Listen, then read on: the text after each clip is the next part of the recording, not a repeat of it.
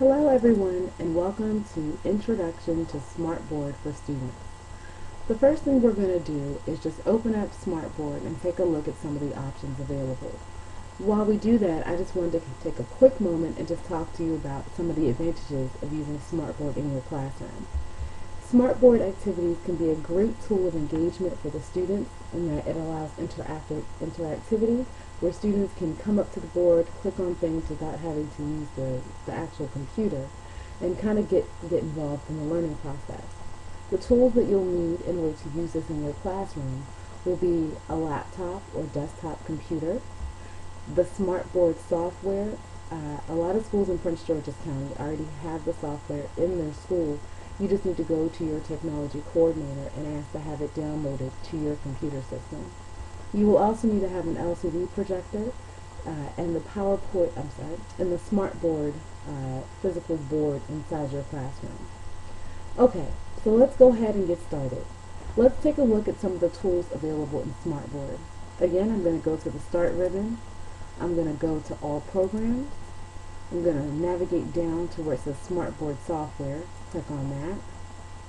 And then I'm going to go down to my Smartboard tools, to my notebook software. I'm going to give it a second to load.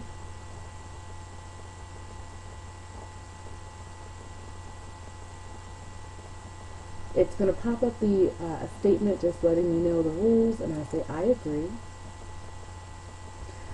Now it opens me up to a blank presentation. We're going to get into creating presentations in our next video, but for now we just want to kind of show you some tools that are available to you. Let's start by going to the gallery. Over on the left hand side you see the tabs marked Page Sorter, Gallery, and Attachments. You're going to click on the gallery. Now if your school has given you a login to your Smart Learning Marketplace account, you can type that in below to get additional resources off the internet. For now, we're just going to focus on the ones that are given to you automatically with the software.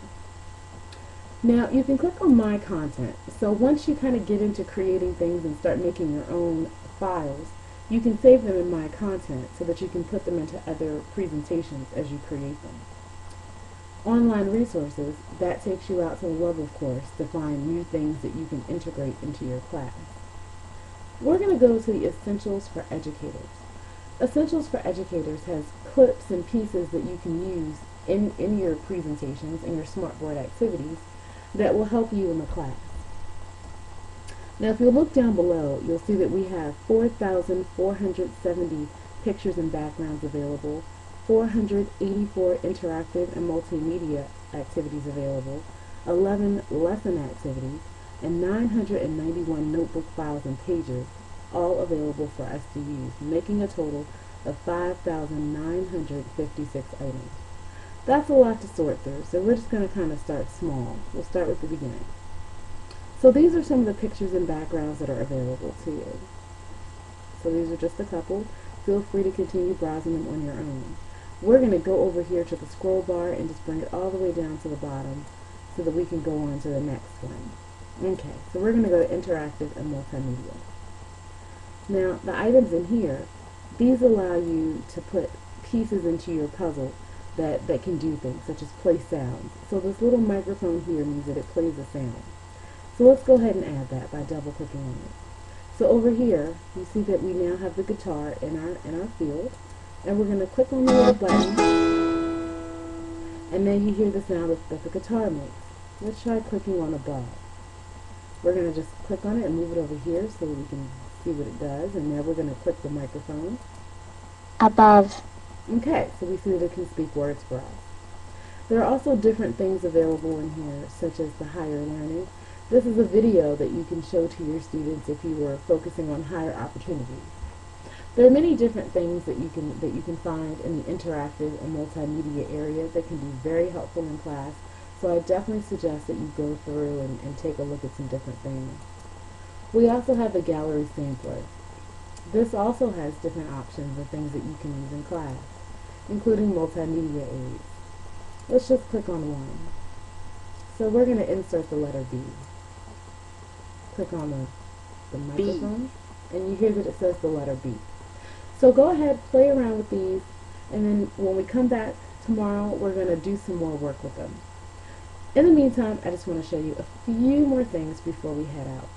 So I have created a couple of presentations, so I'm just going to click open.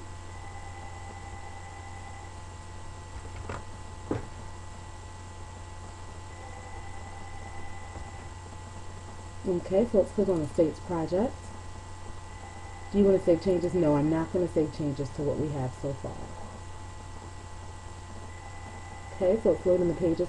So this is a presentation that I created for my own students that has pieces of the map in it on page 1. Page 2, this is what happens when my students play around with it. They've moved things all over for us and created and tried to work with solving the puzzle. Now, one thing that we like about it is that you can double click on it to get hints of where it should go on the map. For example, I'll click on the orange one.